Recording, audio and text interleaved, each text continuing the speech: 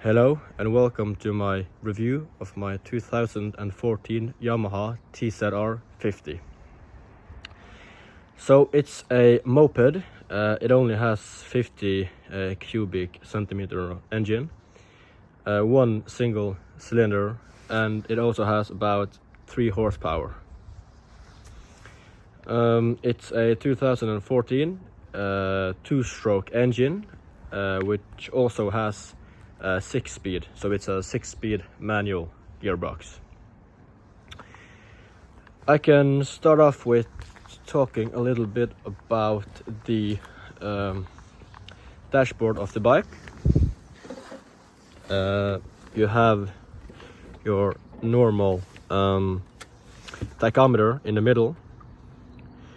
When it's in neutral, this light should be green, which it is, which tells me that it's in neutral. The tachometer goes from 0 to 12,000 RPMs, and then you have your 3 warning lights, which is the turn signal light, which turns on both right and left direction. You have when the coolant is low and you have to fill it up, and then you have when you need to fill up your motor oil, because as I said, it's a 2-stroke bike. You also have the speedometer, which is here, and then you have the odometer, which is how far the bikes have gone. And for instance, my bike has gone 16,939 kilometers, so it's been riding for some while. Let me move on. On the left side we have the choke wire, which unfortunately for my bike it has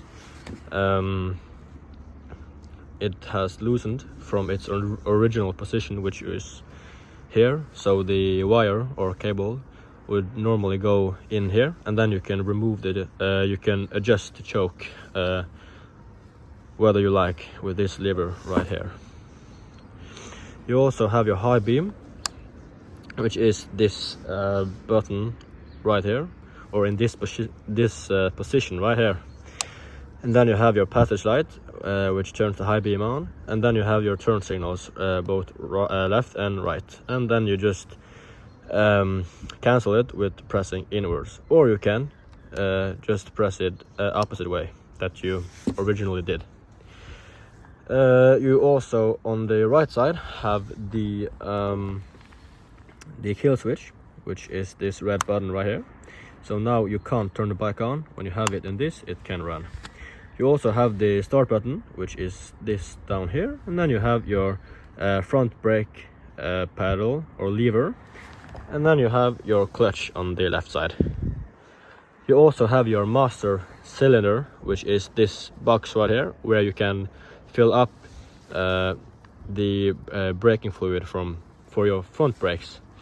And on this particular bike, I know it's recommended that you use .4 brake fluid. On the key you have the normal position, which is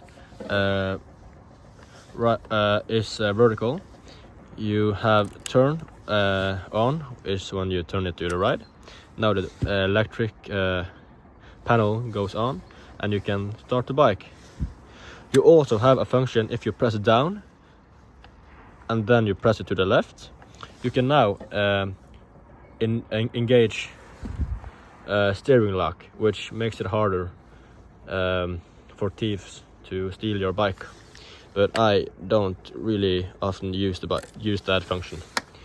You also have the fuel tank, which is down here. It has 14 liters. 12 liters is the main tank, and then you have 2 liters, which is auxiliary. And to engage the auxiliary, you have to look down here on the left side. You have this lever, which now says on. Then you have off, and then if you move it all the way around, you can get to auxiliary, which is then the last 2 liters in the fuel tank. So the fuel tank cap is just right here, take the key in, right, and then you can open it. Not really much more to it than that. And then it's locked again. Moving on, you have the coolant tank, which is down here on the left side. You fill it up on the black cap right there, and then you see that it's full. So I filled it up for quite a long time ago, so it hasn't really gone down, which is great. Here you also have the gear pedal, which is this black pedal right here, or the gear lever, which is down and then up, and then neutral is between 1 and 2. You also have the rear and front sprocket of the bike. So for my particular bike, I have a 60-tooth rear sprocket and a 13-tooth front sprocket. I also have a 420 chain, which is which has plus minus 140 links or something, which I adjusted when I changed the sprockets and so on. You also have the monoshock damper, which is the red one right here, which is great, but yeah, it's a great damper. It's a great suspension. You also have the foot pegs for the passenger, because in some countries it's allowed to have a passenger, and then you just flip down these foot pegs on both sides, and passenger can ride with you.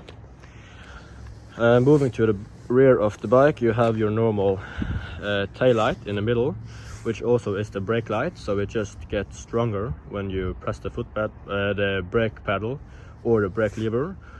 And you also have your turn signals on the left and the right.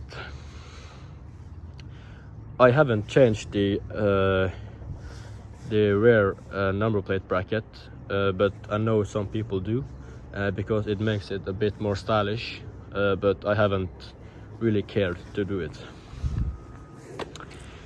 Then we have the original exhaust for the bike. I think it's the best sounding exhaust on this model, because all the aftermarket exhausts that you find makes the bike a lot more it gets a much more raspy and high pitched note when you push on the throttle, but this makes it a bit more quiet, and I really don't see the need of having a really loud 50cc bike. You also have your rear brake pedal on this right here. Yeah, I can open up these because this is where you sit, right? And the seat you can just pop off right like that.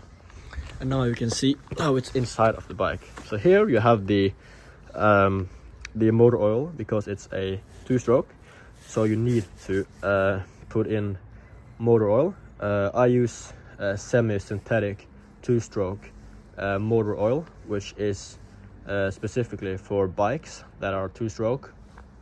You also have your battery, and I also have my registration on the bike here in a plastic bag, because it's great to have it with me. I've also put tape over these small openings, because water and dirt tend to, because it's from the underside here, it's possible that some of the dirt and grime comes up on this battery when you drive in wet conditions. So I figured out that it's better to try keeping it clean when you drive, so that's why I did that. So that's mostly the review. I don't think I need to say a lot more. It's a great bike. I would really recommend it if you start off with a 50cc. It's quite comfortable. It has great top speed, and it's a lot more steady and sturdy on the road rather than a scooter, and I feel like you sit a lot more in a commanding position on this bike when you consider a scooter. So yeah, that's about it. I hope that you liked the video, and I'll see you again. So here is a video of the bike running. I think that it's a great sounding noise, not too loud, not too quiet. This is the benefit of having the original and stock exhaust rather than an aftermarket one. I can turn on the turn signal so that you see how it functions. It's like that, and both functions, both the right and left function really well.